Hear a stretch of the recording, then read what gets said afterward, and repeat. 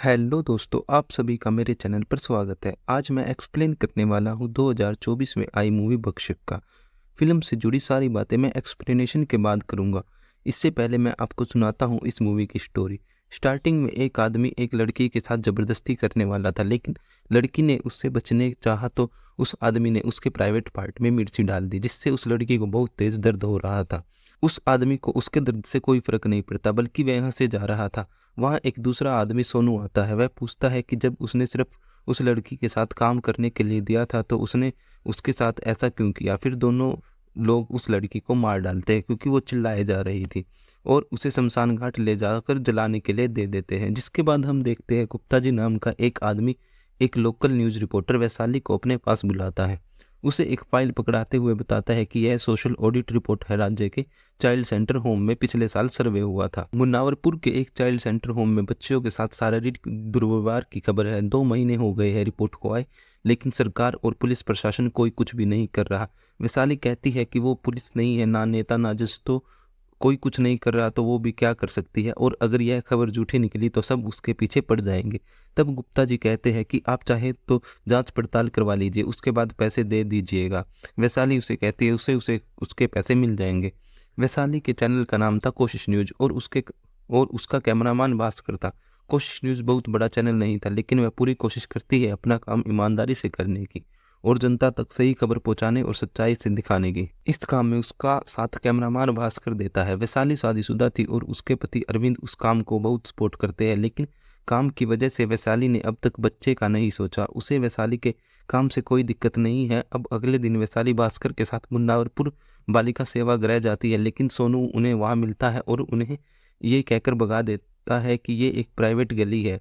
वो वैशाली को भी गलत नज़रों से देखता है। वैशाली मुन्नावरपुर में ही अपनी बहन और उनके पति से मिलने जाती है, जिन्हें वह मेहमान कहकर पुकारती है। मेहमान वैशाली के काम को कुछ नहीं समझते और उसके कोशिश न्यूज़ चैनल को तभी देखते हैं जब वैशाली वहां आती है।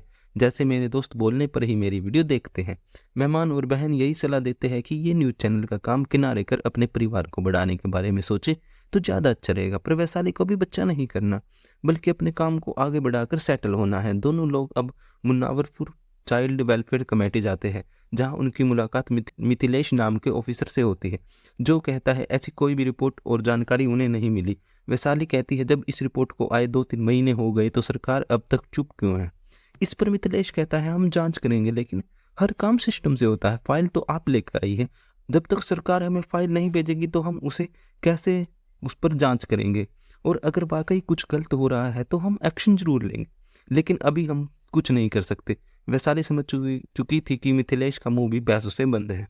वैशाली जब घर आती है, अरविंद उस पर नाराजगी जताते हुए कहता है कि तुम कौन सी बालिका गृह की रिपोर्टिंग कर रही हो। हमको किसी बंसी साहू का फोन आया था। मेहमान से पूछा तो उसने बताया कि बंसी साहू बहुत ही बुरा आदमी है और हम साधारण से आदमी, हम दुश्मनी मोल नहीं ले सकते, और वैशाली से कार की चाबी ले लेता है।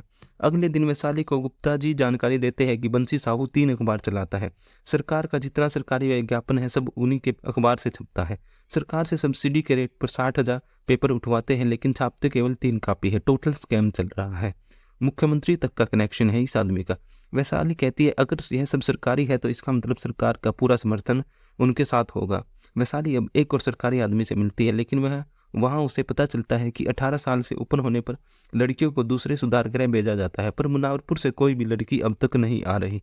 वैशाली अब अपने न्यूज़ चैनल में बालिका गृह से जुड़ी बातें करती है ताकि यह सब सुन बंसी साहू उन्हें अपने पास बुलाए, और ऐसा होता भी है। बंसी साहू उन्हें अपने पास बुलाता है और बात करने को कहता है और बोलता है कि पत्रकार हम भी है, अभी उनके बारे में कुछ छाप दे तो वो कहीं मुंह दिखाने लायक नहीं रहेगी। बंसी साहू ऐसे ही घुमा फिरा के वैशाली को धमकाता है, कहता है कि वो ट्रक के नीचे भी आ सकती है, वह यह करना बंद कर दे वरना अच्छा नहीं होगा। वो कहता है उसका नाम बंसी है, उसका मतलब ये नहीं कि हर कोई उसको बजा के चला जाए। वैशाली घर आती है तो वैशाली और अरविंद में वैशाली के काम को लेकर खूब बहस होती है, क्योंकि अरविंद डर रहा था कहीं वो बंसी हमारे साथ कुछ कर ना दे। अरविंद वैशाली के काम को टुच्चा बोल देता है, लेकिन वैशाली कहती है वो ये काम पैसे के लिए नहीं कर बल्कि पैशन के लिए कर रही है, और बंसी साहू लड़कियों से गलत काम करता है, इसलिए हमें इसके खिलाफ आवाज़ उठानी ही होगी। अगर आज किसी और की बेटी के साथ गलत हो रहा है तो कल को हमारी बेटी के साथ भी गलत हो सकता है। अब वैशाली ग्राउंड लेवल पर उतरकर जांच पड़ताल करती है। वो बहुत से शेल्टर होम जाती है, लेकिन कहीं भी मुनावरपुर सुधारगृह से कोई भी लड़की नहीं आती। ऐसे ही ढूंढते ढूंढते उन्हें सुधा नाम की एक लड़की के बारे में पता चलता है, जो कि पहले मुनावरपुर के बालिका गृह में खाना बनाने का काम करती थी। भास्कर और वो सुधा से बात करते हैं, लेकिन सुधा बहुत डरी हुई थी। बहुत पूछने पर भी सुधा मुंह नहीं खोलती, तो वैशाली वहां से जाने लगती है। तब सुधा हिम्मत कर कहती है कि हम सब बताएंगे, लेकिन उसमें उसका नाम नहीं आना चाहिए। वो बताती है कि वहाँ हम खाना बनाने की नौकरी के लिए गए थे, जहाँ सबसे पहले मुलाकात हुई सोनू से। सोनू ही था जो सब कुछ संभालता है। उसके बाद फिर हम बेबी रानी से मिले, जो देखने में तो बहुत अच्छी थी, लेकिन बाद में पता चला कि वो बस देखने में ही अच्छी है। जब हम बच्चों के कमरे में गए तो देखा एक बड़े से हॉल में 30 से 40 लड़कियां जमीन पर बैठी हुई है। बेबी रानी ने बताया कि इनमें से कुछ लड़कियां पागल है और दांत से भी काट लेती है, तो बच के रहना। अब एक दिन सुधा खाना बना रही होती है, तभी एक लड़की उनके पास आकर कहती है कि जितना जल्दी हो सके यहाँ से भाग जाओ, ये लोग ठीक इंसान नहीं है। तभी महारानी आ जाती है, जो लड़की को मारने लगती है, क्योंकि उसने उसे सुधा से बात करते हुए देख लिया था।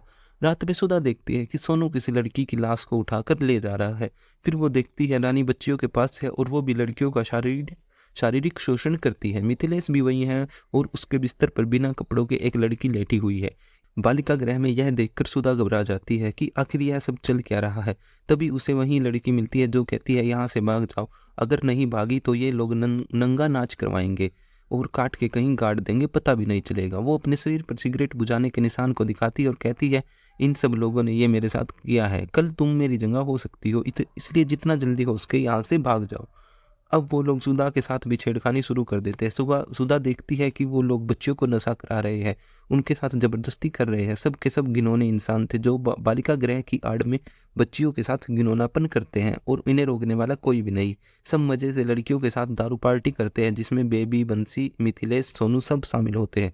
सुधा मौका देखकर सामान पैक कर छुपा के वहां से भाग निकलती है। यह सब सुनने के बाद भास्कर कहता है कि सुधा को तो बोलना ही चाहिए ना, वो चुप क्यों है। इस पर वैशाली कहती है, इसमें सुधा की गलती नहीं है, यह जो हमारा समाज है ऐसी बच्चियों को अपंग बना देता है। वो नहीं बोल सकती, लेकिन हम बोल सकते हैं। इंसान अपने दिमाग का इस्तेमाल कर अपनी जुबान चला सकता है, और अगर हम यह नहीं कर सकते तो हमें अपने आप को जानवर मान लेना चाहिए। उन बच्चियों को इंसाफ दिलाने के लिए हमें पूरी ताकत झोंकनी ही होगी।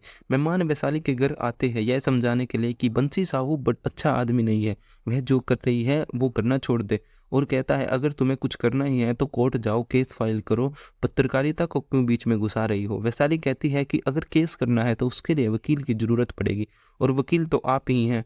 अब आप हमारे लिए एक PIL दर्ज कर दीजिए। लेकिन इस पर मेहमान कुछ नहीं बोल पाते। उधर दूसरी तरफ सोनू बंसी को बताता है कि किसी ने PIL डाल दी है राज्य सरकार के खिलाफ, कि वो हमारे बालिका गृह के ऊपर एक्शन नहीं ले रही है। PIL से तिलमिलाए हुआ बंसी विजेंद्र सिंह से मिलने जाता है और बोलता है कि इस वैशाली का कुछ करो, वरना सब के सब फंसोगे, मैं अकेला बलि का बकरा नहीं बनूंगा। सिंह कहता है कि चिंता की कोनो बात नहीं है। इस पर बंसी साहू कहता है कि वो वैशाली को रास्ते से हटा देगा, पर सिंह ऐसा करने से मना करते हैं, क्योंकि वैशाली एक रिपोर्टर है और ऊपर से एक महिला, अगर उसे खरोच भी आती है तो पूरा मीडिया उनके पीछे पड़ जाएगा। तब बंसी कहता है कि तुम ही इसका कुछ करो, अगर ये रिपोर्टर ना होती तो अब तक किसी पटरी पर इसकी डेड बॉडी पड़ी मिलती। अगले सीन में वैशाली भागी हुई हॉस्पिटल जाती है, क्योंकि बंसी के आदमियों ने वैशाली का जो जीजा है उसको बहुत मारा, क्योंकि उन्हें लगा PIL उसने ही डाली होगी।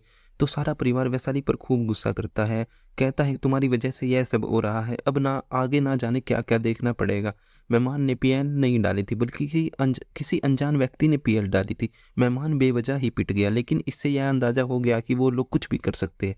वैशाली पुलिस में रिपोर्ट लिखाने की कोशिश करती है, लेकिन पुलिस भी बंसी के हाथों बिक चुकी है और वैशाली की एक ना सुनती। जब वैशाली वापस हॉस्पिटल आती है तो मेहमान बताते हैं उसने कोई PIL फाइल नहीं की, उसे ऐसे ही पीट दिया गया, और वैशाली की ननंद भी उसको बहुत सुनाती है। वैशाली वहां से रोते हुए निकल जाती है, और अरविंद उसे देखने के लिए उसके पीछे पीछे जाता है। वैशाली से कहता है कि वो क्या करे, पुरुष प्रधान समाज में रहते हुए पत्नी कुछ अच्छा करने निकली है तो हमें उसे सहयोग करना ही होगा, ऐसा हो ही नहीं सकता। अरविंद समाज का और परिवार का सोचकर ही अब तक वैशाली को रोकता रहता था, लेकिन अंदर से वह जानता था वह जो भी कर रही है सही कर रही है, और इस चीज में वह पूरी तरह से उसके साथ है। वैशाली अस्पताल से बाहर एक वीडियो रिकॉर्ड करती है, जिसमें वो बताती है कि एक वकील ने इस मुद्दे पर याचिका दर्ज की है तो उस पर हमला करा दिया गया। पुलिस ने रिपोर्ट लिखने में झिझक दिखाई तो हो सकता है उन पर भी दबाव हो, और आज से हमारे चैनल पर हम एक स्पेशल रिपोर्ट चलाएंगे जिसका नाम होगा भक्षक। इस रिपोर्ट के जरिए हम इस केस से जुड़ी सारी जानकारी आप लोगों तक पहुंचाएंगे। जब तक इस केस में इंसाफ ना हो जाए तब तक और सारे लोगों को सजा न मिल जाए, हम इस रिपोर्ट को चलाएंगे। अगले सीन में भास्कर मुन्नावरपुर में हुई लेडी एसएसपी की पोस्टिंग के बारे में बताता है, तो वैशाली उनके पास जाती है इस उम्मीद में कि वह तो उसे समझे। सारी बात सुनने के बाद एसएसपी जसमीत कहती है, मैं अपने ऊपर के अधिकारियों से बात करके देखती हूँ क्या हो सकता है। जसमीत के आदेश देने पर पुलिस सोनू को गिरफ्तार करने जाती है, क्योंकि उसी ने मेहमान को पीटा था, लेकिन बंसी साहू अपनी पावर से उनको वहां से भगा देता है। अब भास्कर और गुप्ता बात कर रहे हैं और हमें पता चलता है जो PIL डाली थी वो इंसान कोई और नहीं बल्कि गुप्ता जी थे। वो सोचे कि कार्रवाई होगी, लेकिन हुआ कुछ नहीं, बल्कि मेहमान जी पिट गए। उधर SSP जसमीत वैशाली को बुलाकर समझाती है कि ये साहू के सरकार में बहुत कनेक्शन है और अगर 2-3 महीनों से रिपोर्ट रुका पड़ा है तो जरूर बालिका गृह के साथ साथ सरकार में और लोग भी हैं जो बंसी साहू से मिले होंगे, और ये एक अच्छा चीटा अब सिर्फ वैशाली ही खोल सकती है। वैशाली और भास्कर मिलकर एक प्लान बनाते हैं। भास्कर मिनिस्टर रजनी के पिता विजेंद्र से मिलने जाता है, जो कि बालिका गृह में हो रहे कुकर्म को अच्छे से जानता था। भास्कर विजेंद्र को बताता है कि वैशाली के पास उसके खिलाफ ठोस सबूत है। बालिका गृह के मामले में मिथिलेश नाम का एक आदमी है जो वैशाली को सब कुछ बता रहा है और सरकारी गवाह बन गया है। अगले सीन में गुप्ता जी वैशाली से मिलकर कहते हैं कि एक खबर देनी है और उस खबर को कैसे इस्तेमाल करना है यह आपको सोचना होगा। सीतामढ़ी कल्याण विभाग के एक पदाधिकारी की 4 दिन पहले हत्या हो गई। कोई स्कॉलरशिप हड़पने वाला गैंग उड़ाया है उनको। मामला ओपन एंड शट केस है। ब्रिजमोहन बंसी को बता देता है कि ये मिथिलेश हमसे दगाबाजी कर रहा है। वो वैशाली को जाके सब बक रहा है। बंसी सोनू सब चप्पल डंडा लेकर तुरंत उसे पीटना शुरू कर देते हैं, लेकिन मिथिलेश कैसे भी करके इस बात का विश्वास दिला देता है कि यह सच नहीं है, आपके कोई कान भर रहा है। वैशाली एक वीडियो डालती है जिसमें वो कहानी बनाते हुए रिपोर्ट करती है कि 4 दिन पहले सीतामढ़ी में कल्याण समाज विभाग के अधिकारी की गोली मार के हत्या की गई। प्रशासन का कहना है कि इस कांड के पीछे स्कॉलरशिप हड़पने वाला गिरोह है, लेकिन पिछले 4 दिनों से एक भी गिरफ्तारी नहीं हुई। हो भी तो कैसे? गिरफ्तारी करेंगे तो इनका सारा पोल खुल जाएगा और जनता के सामने इस हत्या का सारा सच सामने आ जाएगा। मारा गया अधिकारी ईमानदार था, वह बालिका गृह का सच जानता था और बार बार समाज कल्याण विभाग पर प्रहार कर रहा था। हमारे छानबीन के दौरान मुनावरपुर के शेल्टर होम का कड़वा सच हमारे सामने आया है। वहाँ क्या होता है और कैसे होता है, इनमें कौन कौन लोग शामिल है, इस पेपर में सब लिखा है। कल शाम हमारे विशेष कार्यक्रम बख्शिक पर हम राज्य के आला मंत्रियों से लेकर मुनावरपुर के नामी ग्रामी हस्तियों तक सबका नाम उजागर करेंगे। वैशाली के हाथ में जो कागज था उसमें कुछ नहीं लिखा था, लेकिन इस खबर का बहुत असर होता है और सीधा CM का फोन समाज कल्याण मंत्री रजनी के पास आता है। वो मुनावरपुर के बालिका सुधार गृह में जांच के आदेश देते हैं। जसमीत वैशाली से फोन कर कहती है भले ही उनके खिलाफ FIR हो गई है, लेकिन FIR राज्य सरकार ने महिला पुलिस थाने में किया है।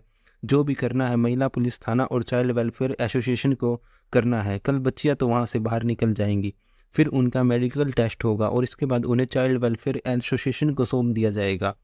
वहाँ उनका बयान लिया जाएगा और अगर कुछ साबित होता है तब जाकर कार्रवाई होगी। चाइल्ड वेलफेयर एसोसिएशन का हेड मिथिलेश था, तो वैशाली समझ गई थी इतना सब करके भी कोई फायदा नहीं, क्योंकि वो गलत रिपोर्ट बनाकर सबको आज़ाद कर देगा और सारी मेहनत धरी की धरी रह जाएगी।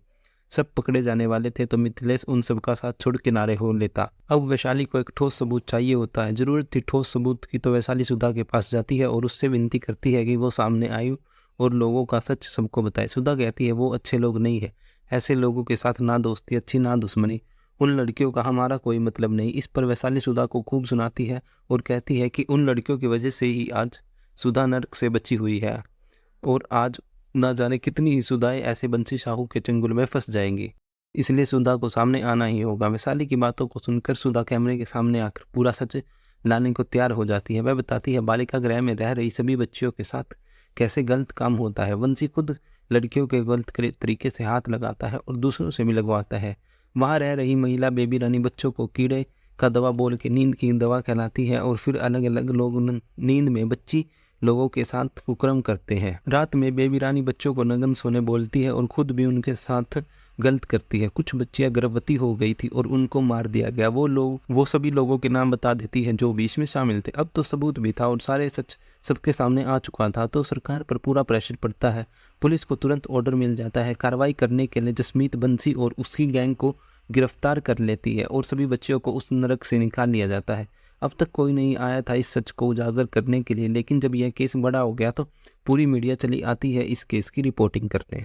मीडिया में बयान देते हैं कि हमारी सरकार तो महिलाओं के बारे में ही सोचती है और अगर उनके साथ कुछ गलत होता है तो उन्हें न्याय जरूर मिलेगा। मंत्री रजनी सिंह सारा क्रेडिट खुद ले लेती है क्योंकि उन्होंने ही कार्रवाई के आदेश दिए थे, जबकि उनका पति खुद इसमें शामिल था। मिथिलेश भी ईमानदार कर्मचारी बन जाता है और अब गुनाहगारों को सजा दिलाना चाहता है। वैशाली रिपोर्टिंग करते हुए कहती है कि क्या फर्क पड़ता है, आज मुनावरपुर में हुआ कल कहीं और होगा। कईयों को गुस्सा आएगा, कईयों को बुरा लगेगा, शायद अखबार में छपे, हो सकता है फिर कोई इश्तिहार डालने वाला इनकी यह जगह भी छीन ले। मीडिया आपको वो दिखाएगी जो टीआरपी बटोर सके। आपके और हमारे जीवन में ऐसी कई चीज़ें हैं जो इन खबरों से ज़्यादा ज़रूरी है। बिल्कुल है, हमारे पास टाइम नहीं बचा ऐसी बच्चियों के लिए। हम ऐसी खबरें सुनते हैं और कान ढक लेते हैं। वैशाली की रिपोर्टिंग के बाद ये मूवी समाप्त हो जाती है, लेकिन ये मूवी बिल्कुल सच्ची घटना पर आधारित है। बिहार के मुजफ्फरनगर में ऐसा ही केस 2018 में सामने आया था, जिसमें एक सुधार गृह में बच्चियों के साथ शारीरिक दुष्कर्म किया जाता था। सभी आरोपी 2020 तक पकड़े गए क्योंकि उनके बड़े बड़े नेताओं के साथ कनेक्शन थे। फिल्म काफ़ी इमोशनल और दर्द भरी है। ये आज की समाज की सच्चाई की असलियत दिखलाती है। कैसे आज की लड़कियों का जीना मुश्किल है, उन्हें हर जगह कोई ना कोई भक्षक मिल जाता है जो सिर्फ उन्हें खा जाना चाहता है। मूवी में सभी किरदार ने एक्टिंग में अपना 100% दिया है। भूमि पांडेकर ने ज़बरदस्त काम किया है। संजय मिश्रा ने भी कैमरामैन के रोल में अच्छा किरदार निभाया है। मूवी के डायलॉग स्टिक और दिल को झकझोर देने वाले हैं।